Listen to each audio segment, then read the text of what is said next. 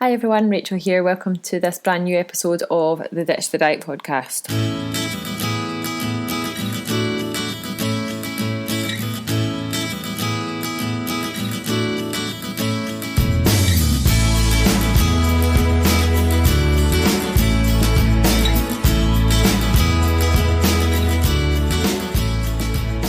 So in today's episode, I am welcoming back Dietitian Kerri Major for the final instalment of our macronutrient myth-busting episodes, and this time we are talking about the truth about fat. So everything you've ever wanted to know about fat, why we should be eating it, whether we should be eating low-fat products or full-fat products, and all sorts of answers to all sorts of questions that you ask me all the time.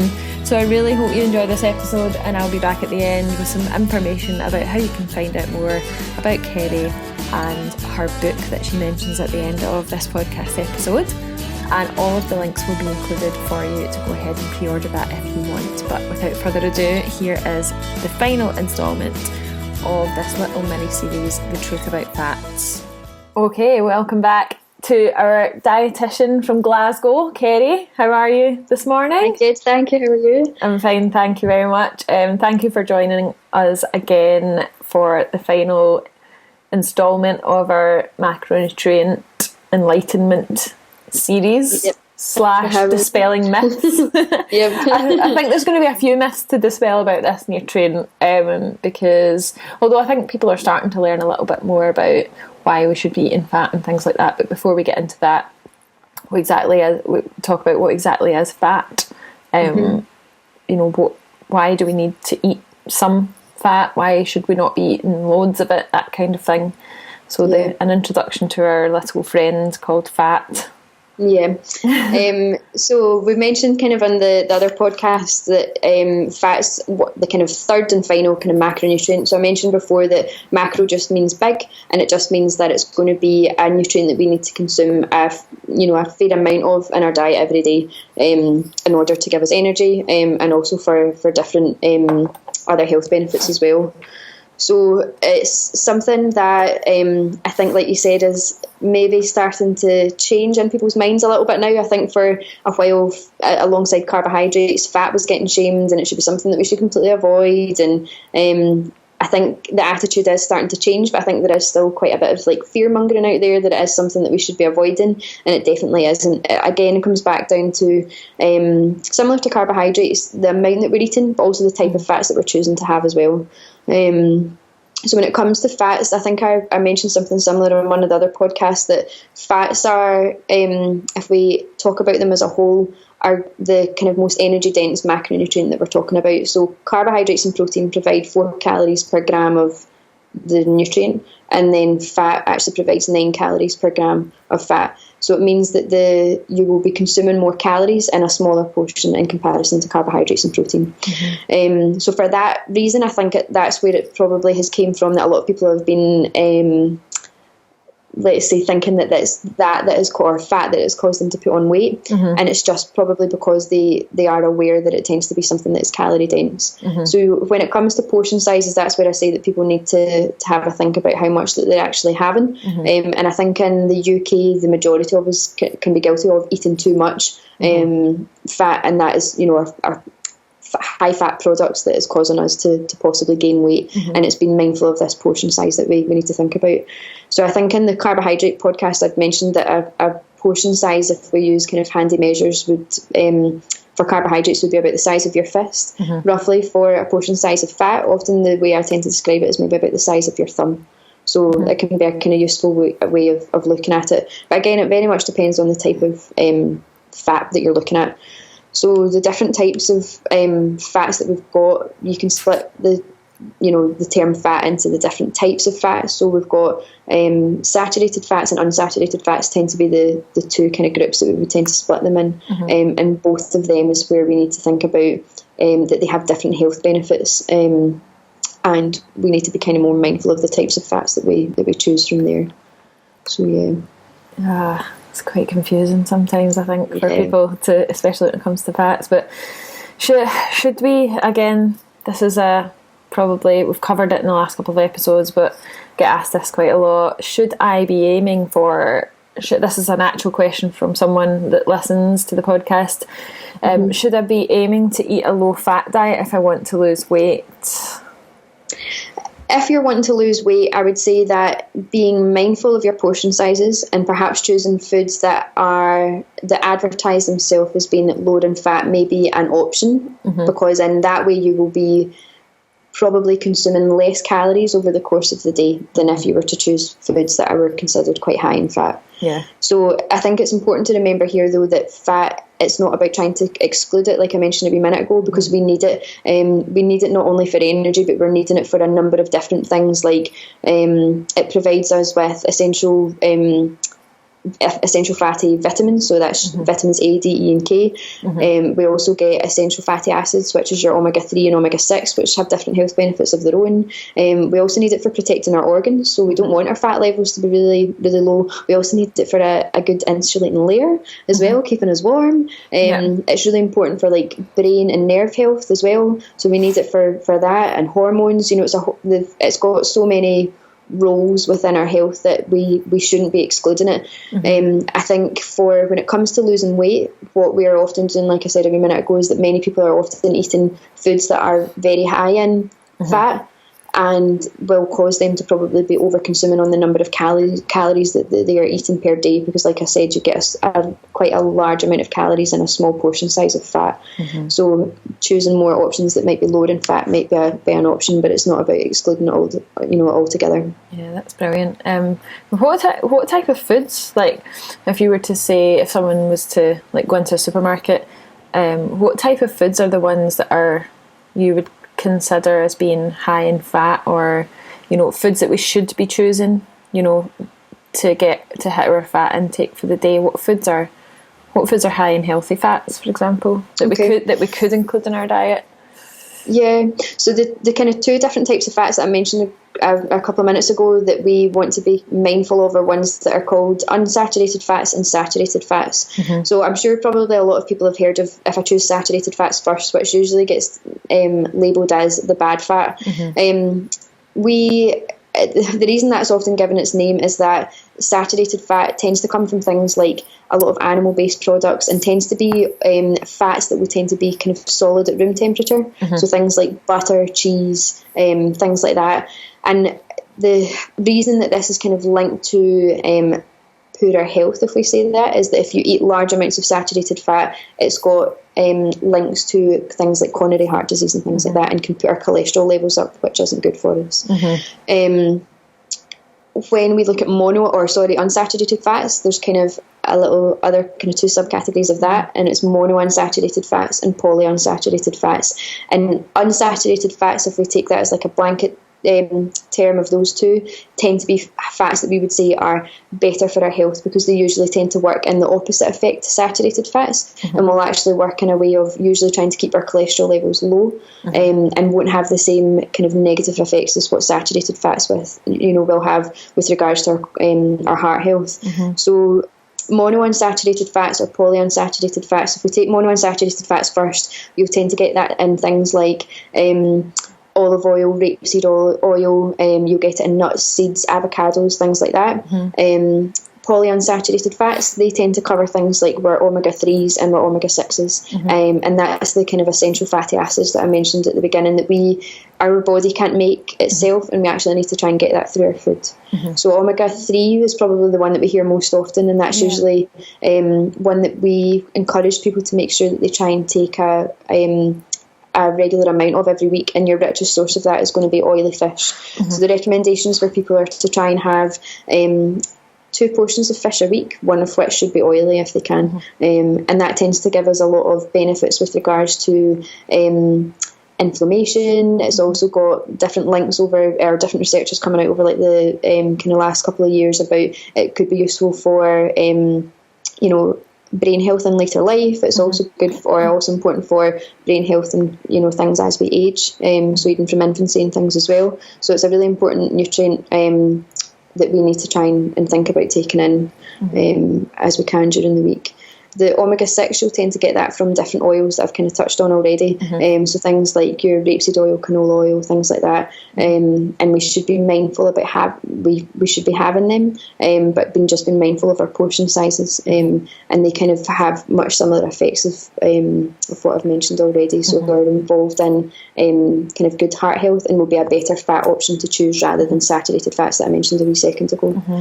And oily fish being fish like salmon, trout, mackerel, sardines, these kind of things. I'm just thinking for people that are listening that are maybe like actually thinking, oh, what is an oily fish? What's an oily fish? Because I do get asked that quite a bit as well. So I think just probably one thing to like touch on the end of that is that remembering that no matter what type of fat it is that you consume, each type is going to be giving you the same number of calories. So albeit that we're saying unsaturated fats are going to be the fats that are better for our health, that doesn't mean that we should be taking that in excess. It's just making sure that we are still mindful of our portion sizes, because they're still going to be providing us with 9 calories per gram. But it's those types of fats that if we are going shopping and things like that, and we're choosing the types of oils and things that we're wanting to use, it's going for the unsaturated fats where possible, and just using saturated fats kind of sparingly where we can. Just on a side note there, if someone is vegetarian or vegan, can they still get omega-3 if they don't consume oily fish, for example? Is there a way that they can get sort of a similar amount? Or you can take some supplements and things for it, but I think I would always advise that you probably run it past your GP, because I think some omega-3 supplements can have an interaction with different medications that folk might be on. They are also looking into probably with a bigger interest over the last couple of years of trying to get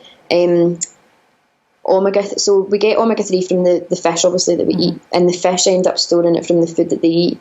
So I think there's research going into how can we actually make a supplement from the food that the fish eat, so that we can try and take it in a pill form.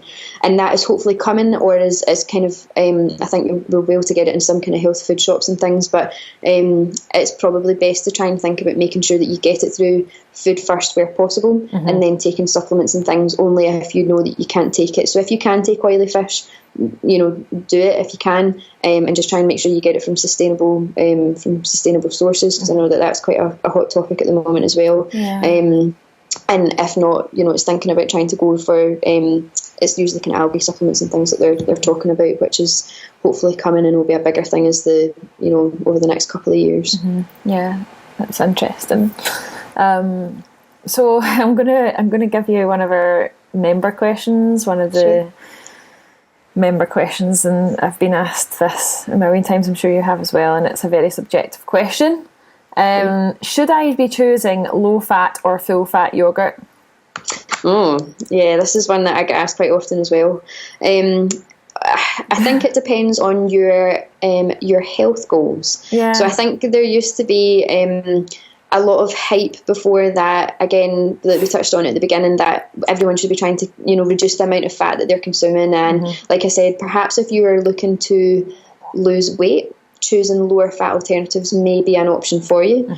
But we don't necessarily now need to be worrying about, full fat dairy products, because there's been research that's come out over like the last, I would say, couple of years that's kind of suggesting really that we don't have to worry about the saturated fat that tends to be coming from the dairy products. The evidence is kind of suggesting that it's not really having as much of an influence on our heart health as what other food products and things that are high in saturated fat are.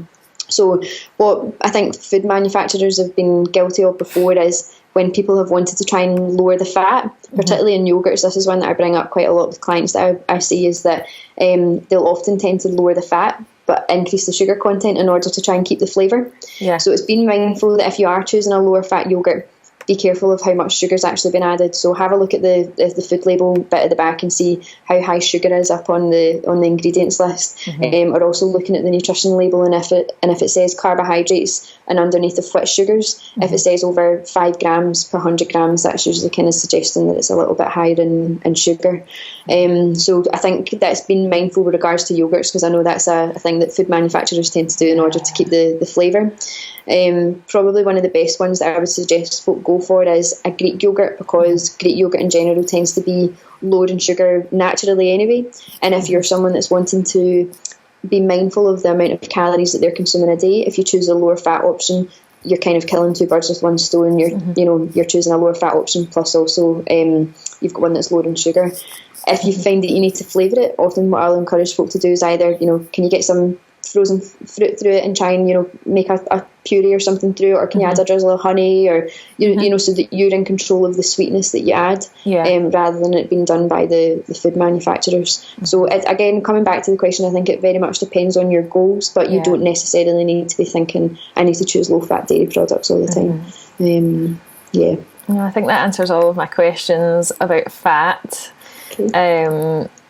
And just before you go, I thought we'd have a little chat about like the work that you're doing at the moment as well, and especially with your book that's it's not out yet, is it? Is it pre-ordering or is it out? Yes, so it's all finished, but it's just available on pre-order at the moment. So you can pre-order on Amazon just now, and then it should be available by probably the middle of January. You'll be able to buy it in Waterstones, and Barnes and Nobles are kind of the leading ones, but all good bookstores will be able to get it for you as well. Tell me a bit about it. What made you decide to write a book?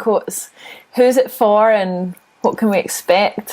So it's book. I was given the opportunity. Probably I was way back at the beginning of 2018. So it's been a long work in progress, but it's been really fun. And I never actually probably thought, if someone asked me if I would have loved to have written a book, I would have said yes, but I probably would have never imagined that I would have written one. So an opportunity came around and I decided to jump on it. And I think the goal of the publishers as well was to try and get into the market a book that will hopefully not just be like another diet and health book that's out there that often many celebrities or influencers maybe tend to write. It's one that I feel passionate about, that hopefully gives a lot of information on the basics of nutrition. So it's got the kind of first section of it. I cover loads of different topics, actually similar to what we've chatted about in the last couple of podcasts. So I touch on the macronutrients. We've got a big section on kind of myth busting of the kind of usual diet myths that are kicking about just now. So there's a big section on that, and I go through everything and explain the different types of nutrients and how we can try and eat better for our health. So I've written it hopefully in a way that people will find it easy to read but informative, and hopefully it's something that they'll find useful, and it's going to be information that they know that they can trust. So I've then got a kind of recipe section in it, and then I've got a kind of fitness kind of workout program and things at the back that people can do, that's a progressive kind of beginner, intermediate and advanced one in there. So that's exciting. Just hopefully it's out there to try and help people a little bit, because I think there's so much nutrition noise out there, that it's to try and clear some of that and hopefully help people get the right information. So excellent. Thank you for that. If you want to pre-order the book, I'll put the link from Amazon into the show notes, and you can do that. Give yourself a little early Christmas present that will be delivered in January, just in time for the post-Christmas health kick. But thank you so much for your time over the past few weeks. It's been really nice to talk to you.